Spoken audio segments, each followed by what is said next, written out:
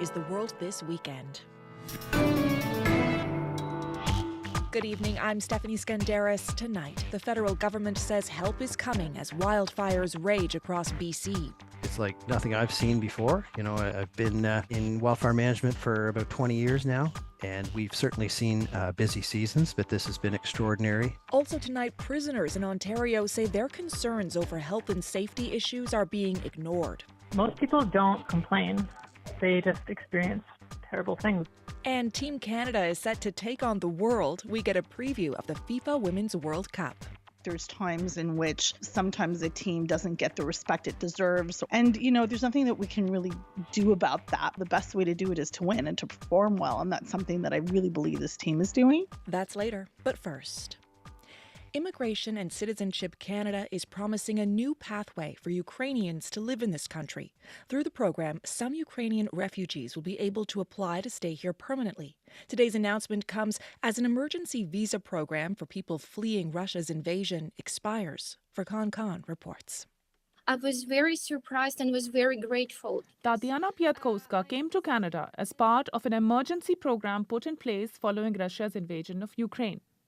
The program fast-tracked and waived fees of Ukrainian visa applicants, allowing them to stay in Canada for 3 years. Today, that special provision expired, worrying Piatkowska. We don't know what's going to be happen tomorrow. As we know now, it's an unpredictable situation with Russians in Ukraine. About 800,000 Ukrainians have been granted emergency visas, but only about 20% of them have arrived. Ukrainians with a temporary visa will have until the end of March 2024 to come to Canada. Anyone who applies after today or who arrives after March 31st next year will have to follow standard immigration procedures. Today's deadline isn't a surprise. But as one program ends, another was announced. Immigration and Citizenship Canada announced today, starting in October, Ukrainians in Canada on temporary visas can apply for permanent residency, as long as they have at least one family member in Canada. Ihor Michael Chishin is Executive Director of the Ukrainian-Canadian Congress. He says with the conflict ongoing, the needs of Ukrainians keep changing, and Canada needs to be flexible. What the needs will be in 6 months or a year, I think, are hard to predict at this point. So we're going to keep an open dialogue with the government on it. Piatkowska thinks this will be a logical option for her. We don't know when the war will be end and when Ukraine will win. Yes, so being here and continue our work to pay taxes in Canada, but sending some money and donation to Ukraine. Well, this is part of normal sort of historical Canadian approaches toward treating displaced people. Andrew Rasoulis is a fellow at Canadian Global Affairs Institute. He says the change is not surprising. The war, unfortunately, will continue. And so therefore, refugees will continue to come. And it's a question of domestic Canadian policy on how they wish to advance that in the future. Today, cluster munitions promised by the United States arrived in Ukraine to help them in their war effort. And with no end in sight to the war, Immigration Minister Sean Fraser says this announcement will help Ukrainian refugees build a more permanent life in Canada. He added that more details about the new program will be announced in October. Furkan Khan, CBC News, Toronto. In Winnipeg, protesters say they will not stop blocking a landfill until the government funds a search of another landfill for the remains of 2 First Nations women. The leader of the Manitoba NDP, Wab Kinew, says the province has a duty to carry out the search. Finding the remains of these women may, in fact, increase the likelihood of a conviction. The bottom line is, out of respect for the families and to line up with the views of the vast majority of Manitobans who are compassionate, we need to make an attempt. The CBC's Cameron McLean reports from the scene of the blockade. It's been a day since a court order to clear the blockade went into effect, but protesters here remain determined to stay at the Brady Road landfill until their demands are met. They want a search for the remains of 2 First Nations women. Police believe Mercedes Myron and Morgan Harris were the victims of homicide and that their remains are in the Prairie Green landfill north of Winnipeg. There has been no sign of Winnipeg police coming to break out the blockade, and the mood among the protesters is calm, with about a dozen people sitting around a fire. Supporters have been delivering food and water. The protesters say they want to talk with provincial and local officials. So far, they haven't heard from anyone, says Melissa Morisseau. They've always been welcome here. Nobody's come down here. So I don't know why they keep saying that There's no communication. We're here. The families come here, strong presence here. So they're they know where to find them. The people here have called on their supporters to come to the Brady Road landfill and stand with them. Cameron McLean, CBC News, Winnipeg. With more than 380 wildfires burning across British Columbia, the federal government is promising resources to help fight them. Military assistance could include evacuations, as well as troops trained as firefighters. Wildfires continue to ravage many parts of Canada, with much of the west and parts of the north being smothered by poor air quality. Chris O'Neill-Yates has more on what's happening across the country. It's well off the charts. That's how Environment Canada meteorologist Danielle Desjardins describes air quality in much of Canada right now. We only have a scale of 1 to 10, so it's well above 10 in many areas. This woman in Regina is feeling it. Back a few years ago, I coughed straight for 3 years. And now smoke like this and this air quality being so poor, I could start that coughing again.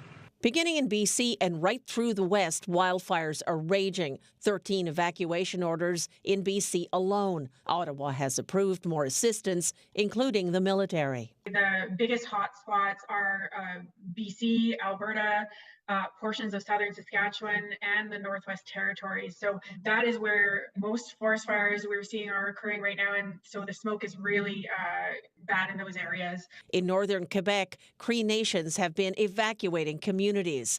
Ottawa has promised to send in the Canadian Rangers to assist them. Carol Dussault is with the Canadian Red Cross in Montreal. We have to find sometimes different places to relocate people. So this is quite a challenge during summertime when there are great events in cities. One bright spot into the weekend and early next week, rain is in sight, says Danielle Desjardins. There is a low pressure system moving into Ontario and Quebec tomorrow. So there will be chances of showers, which will help the forest fire situation in those areas. And the good news is that's actually kind of the trend for the west. So we're going to see a bigger chance of showers in the main hotspot areas. BC's Fire Information Officer Sarah Budd says that won't be enough. As much as the precipitation will help, it's not going to break down into those deeper fuels, which will remain dry. All this only halfway through the summer, says Nova Scotia Fire Services' Scott Tingley. Personally, it's like nothing I've seen before. I've been in wildfire management for about 20 years now, and we've certainly seen busy seasons, but this has been extraordinary. Already the most destructive fire season on record, every last drop of rain will be welcome. Chris O'Neill-Yates, CBC News, St. John's. The Italian government is urging people to stay out of the sun as much as possible. The ongoing heat wave has been nicknamed Cerberus after the mythical three-headed dog that guards the underworld. It's bringing temperatures in the high 30s and even low 40s to multiple countries. In Italy, 16 cities are under red alerts, including Rome and Florence, and at least one death has been linked to the heat. In Greece, hundreds of people have gathered at the beaches to beat the heat. Temperatures in Athens forced the closure of the Acropolis to protect tourists, some of whom had been standing in 43 degrees Celsius. Everyone's sweating. We were only up there for, I would say, like half an hour, and then I was like, done. The heat is very intense, and there's a lot of people. Hopefully no one will suffer any illness. We didn't know we were coming on the hottest day of the year. We knew we were coming in July. We did not know it was going to be 105 degrees. Another heat wave is expected to hit Europe in the coming days. Forecasters say it could break Europe's record of 48.8 degrees recorded in Sicily 2 years ago. Extreme heat is also hitting much of the U.S., with at least 1 in 3 Americans living under heat advisories. While devastating fires, extreme floods, and oppressive heat waves are just some of the realities of climate change. Some geologists say humans have altered the environment so much we've entered a new chapter in Earth's history, the Anthropocene. They say it started in the 1950s and that a lake just outside of Toronto holds the proof. But as freelance reporter David Kattenberg tells us, other geologists have their doubts about the findings and concerns about what this week's announcement could mean for Crawford Lake. I'm standing in a crowded university hall in Lille, France, at a conference of the International Commission on Stratigraphy. Geologists drink coffee and talk about their favorite geological epochs, millions of years in the past. In a few moments, a special panel will present their formal definition of an epoch that began just 70 years ago, the Anthropocene. Their key finding, the Anthropocene's golden spike, the one place on Earth where human impacts are best observed in the geological record. I was asked if I could present the results of the Anthropocene Working Group vote on the GSSP candidate selection. Colin Waters is chair of the Anthropocene Working Group. They vetted a dozen golden spike candidates from the bottom of lakes and bays, from peat bogs, coral reefs, and ice sheets all around the world. I suppose what's remarkable, these core are showing that the deposition of the signals across 5 continents represented here, that the Anthropocene is a major change to the environment of the planet. After multiple rounds of voting, the Anthropocene Working Group has chosen a winner, Crawford Lake in Milton, Ontario. Exquisitely preserved in the lake's sediments, bits of carbon from high-temperature coal burning and radioactive plutonium from thermonuclear tests that peaked in the 1950s. Why there is now lake selected in Canada? Thomas Survey doesn't buy it. He's the conference's lead organizer. Why is this so pushed so hard? Who are the people that are involved in this? Are these the best scientists, or are these people who want mass media attention? So you think it's a bit of a media game? Of course it is. A kilometer away from the stratigraphy conference at a Lille hotel, the Crawford Lake Golden Spike is announced publicly, online. Colin Waters and Brock University geologist Francine McCarthy, lead scientist for Team Crawford, are assisted by colleagues in Berlin. A Brazilian reporter asks what negative impact the Anthropocene announcement could have on Little Crawford Lake. We do not want anyone to die trying to steal the golden spike from the lake. Francine McCarthy answers reassuringly. If there is a golden spike, it will be affixed on the core at the Canadian Museum of Nature. People who visit Crawford Lake will get to experience that, but they will all learn right away and in no uncertain terms that there is no spike at the bottom of the lake. Higher geological authorities still need to vote on the proposal before the Anthropocene is ratified as a new epoch. Judging from their public comments, they're likely to reject the proposal. A final decision is expected in August 2024 at the 37th Congress of the International Union of Geological Sciences in South Korea. If the IUGS ratifies Earth's new epoch, it'll be a first. Never before have geologists declared the start of a new epoch in their own lifetimes, one caused by humans themselves. For CBC News, I'm David Kattenberg in Lille, France. Current and former prisoners in Ontario say the province's complaint system for inmates is broken. They say serious issues go unresolved for months, if they get resolved at all. CBC Hamilton dug into some complaints from a local jail. Bobby Hristova reports on what they found out. Prisoners bang on their windows from inside the Hamilton Wentworth Detention Center. The thumping could be heard in April, when inmates refused food for 5 days over what they said were worsening conditions in the jail. It was the third hunger strike in just as many years. From the outside, their faces can't be seen. Their voices can't be heard. But even inside the prison, inmates like Jesse Bull feel voiceless when they complain. I just feel like this is one of those things that'll never get solved, this situation. The CBC filed a Freedom of Information request to obtain a list of complaints made by Hamilton inmates through a provincial hotline in 2022. The province describes those as informal complaints. Many of the issues focus on health care and medical problems. In one case, an inmate waiting over a month in agony for dental care after his top molar broke and exposed the nerve. Another complaint described a prisoner with hereditary acid reflux who lost 42 pounds because staff kept giving him acidic food. There were also complaints including months-long waits for mail, no access to blankets in the winter, not being able to shower for weeks, and being stuck in the back of a hot van during the summer. It echoes what we've heard. Trish Mills is a former inmate turned prisoner rights advocate with the Disability Justice Network. She says inmates from across the province have reported similar issues to her. For these informal complaints, there is no system in place to monitor if and how they get resolved. The Ministry of the Solicitor General said that's because some informal complaints are easy to fix, like someone missing a phone call or not seeing a nurse. There is also a formal complaint process through Ontario's Ombudsman, but that system has its own set of problems. Cedar Hopperton is a former inmate at the Hamilton Jail. She says she's filed formal complaints but was released before some of them were resolved. She says that drives most inmates to suffer in silence. Most people don't complain. They just experience terrible things. Hopperton and Mills both said short-term fixes won't be effective, and the only solution they see is moving away from using prisons and focusing on rehabilitation. Ontario's Ombudsman declined an interview, but in a written statement, Paul Dubé said complaints are addressed quickly. He also said his office has made recommendations to improve various systemic issues in jails, and most of those were accepted. He added his office contacts facilities, follows up with them, and meets with superintendents and senior ministry staff to ensure action is being taken. Ontario's Ministry of the Solicitor General said in a statement it is committed to the health and well-being of all inmates. Bobby Hristova, CBC News, Hamilton. It started as a line in a letter, born out of sadness, frustration, and rage. It became a viral hashtag and grew into a global social justice movement and foundation.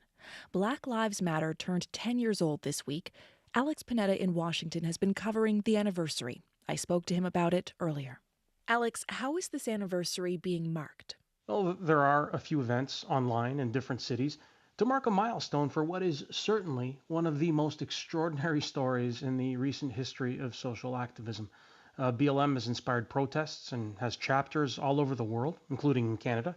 Its calls to defund the police rocketed to the top of the political agenda. But 10 years later, Black Lives Matter says its vision has not changed. We need a new approach to public safety, a model of care, not punishment, a model of intervention, not incarceration, invested in our lives, protecting our children, supporting our communities.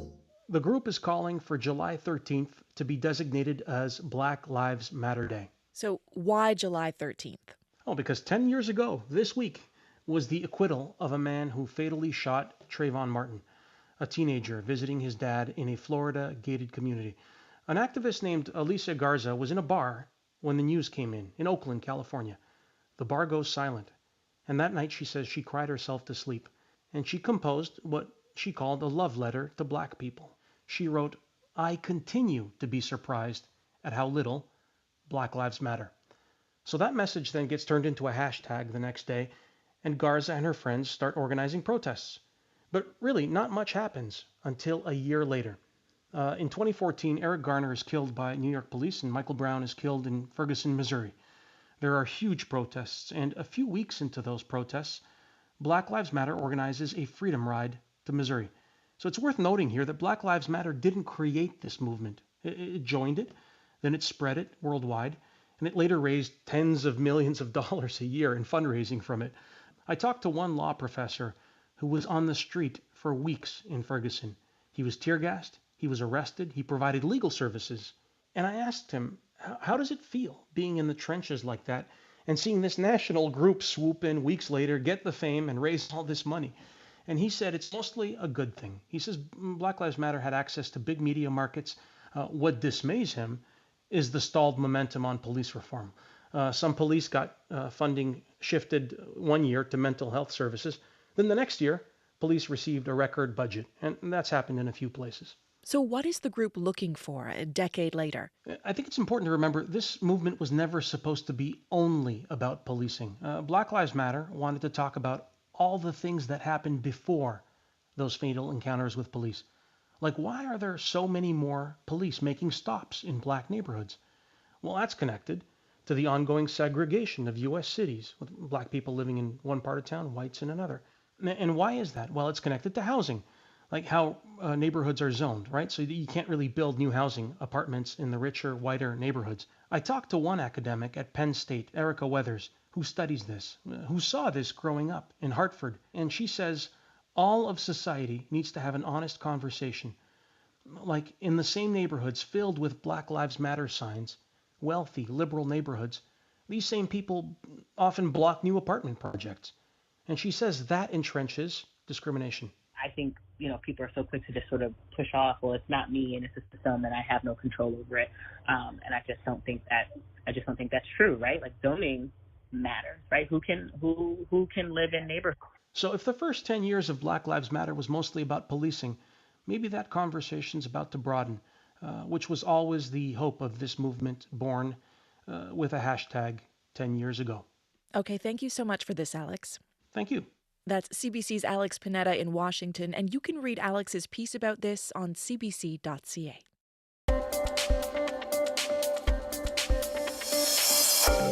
You're listening to The World This Weekend on CBC Radio. I'm Stephanie Skandaris. You can listen to this program anytime on the CBC Listen app or on the CBC News YouTube channel. Starting Mondays, you can download a special curated edition of the program featuring our favorite stories from the weekend. History has been made at Wimbledon. That was match point at the women's singles final. Markéta Vondrousová of the Czech Republic coming out on top in straight sets. Vondrousová is the first ever unseeded winner of the Grand Slam. She missed last year's event due to injury. Yeah, after everything I've been through, I had a cast last year this time, so I'm just, it's amazing that I can stand here and hold this, it's, tennis is crazy. Vondrousová beat Ons Jabeur from Tunisia. Jabeur was hoping to become the first ever Arab and African woman to win Wimbledon.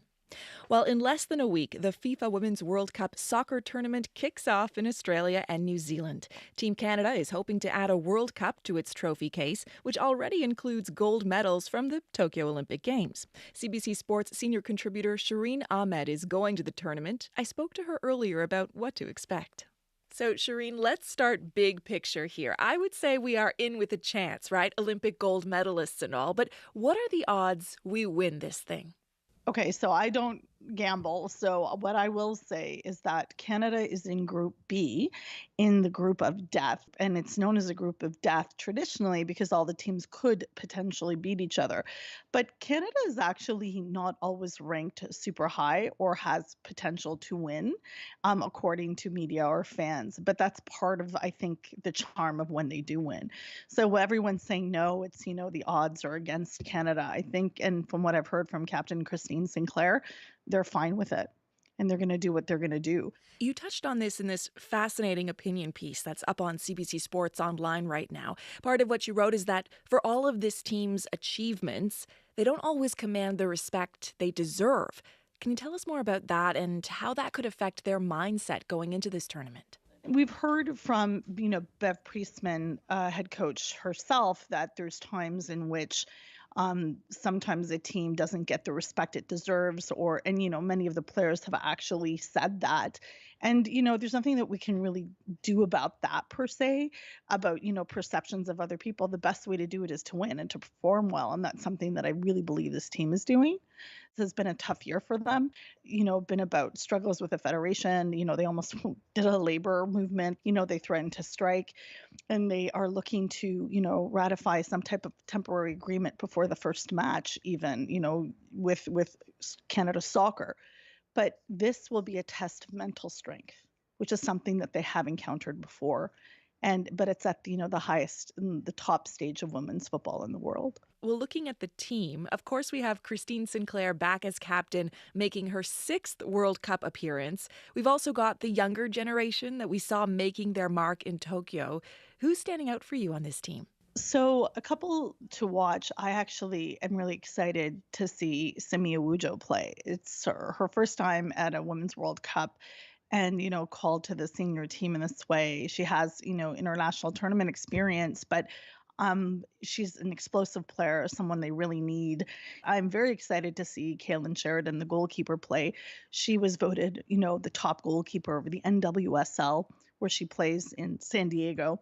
And so I'm really excited to see her because our, the last, major tournament was the Olympics and, the gold in glove-winning Steph Labe was, essentially we called her the Minister of Defense, but Caitlin Sheridan is someone who is as impressive as a goalie, and I'm really looking forward to seeing her be the new Minister of Defense for Canada. You're heading down under this weekend. What are you most excited for as this tournament starts to get underway? One of the most beautiful parts of the beautiful game for me is seeing the way that women's sport is on the rise, seeing the way that it intersects with advocating and activism as well. Like, a lot of these athletes are not only professional, top elite players. They also advocate, whether it's against homophobia, whether it's for pay equity.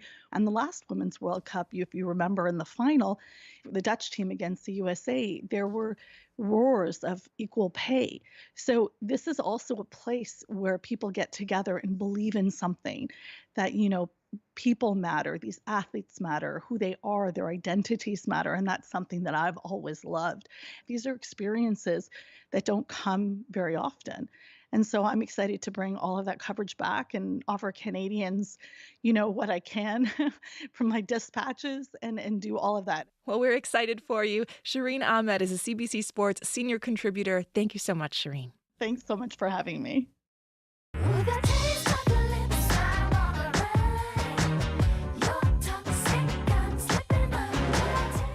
There is no doubt there's been a lot of toxic in the life of Britney Spears.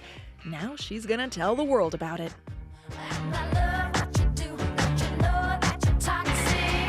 Her long-awaited memoir finally has a release date. The Woman in Me will come out in October. The title may be a nod to that seminal Shania Twain album, or more likely to one of Britney's other biggest hits. I'm not a girl.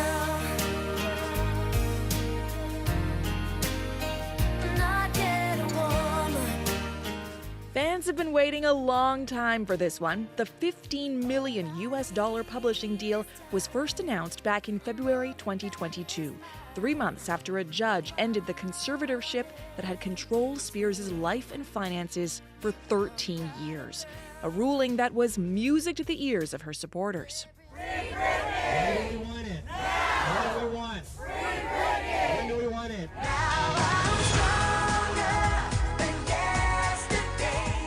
Her publisher says the book's about freedom, fame, motherhood, survival, faith, and hope. Britney herself calls it her story on her terms at last. I worked my ass off for this book. I had a lot of therapy to get this book done, so you guys better like it. If you don't like it, that's fine too. But if you prefer your musical icons more punk than pop, there's another memoir for you.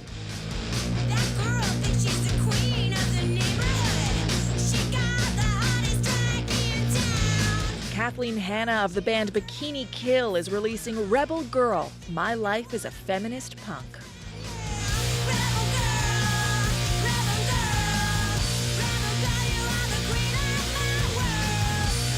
The book's out next year and will cover Hannah's struggle with Lyme disease, her relationship with the Beastie Boys ad rock, and her groundbreaking role as a founder of the Riot Girl movement of the 90s. It comes in the middle of her successful return to the road, with Bikini Kill wrapping up a reunion tour and Hannah's other band La Tigre in the midst of one.